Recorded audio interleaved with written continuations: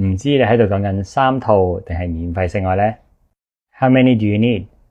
I need 3 sets。3套同埋免費性愛嘅英文，我相信大家都知道，如果讀錯係好大件事嘅。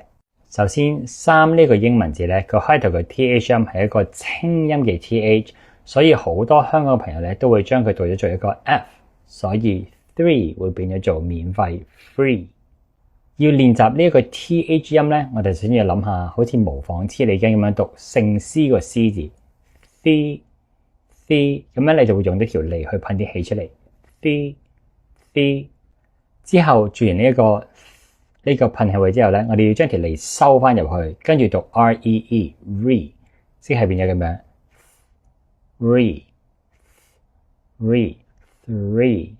re，3，我哋試下對比一下呢兩個字 free，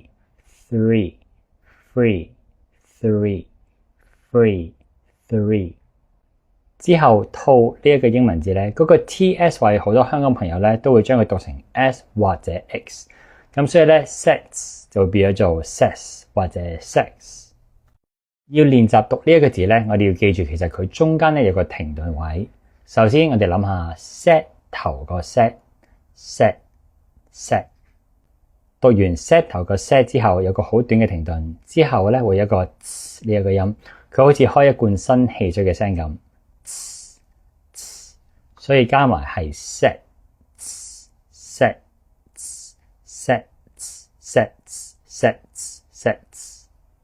我哋再練習一下個對比 sex。How many do you need?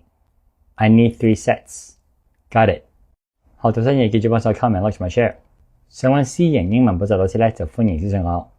想支持我繼續拍片，或者想輕鬆地揾翻啲過去拍過嘅題材咧，就歡迎訂閱我嘅 Patreon 平台。咁每個星期都會有會員專屬影片嘅。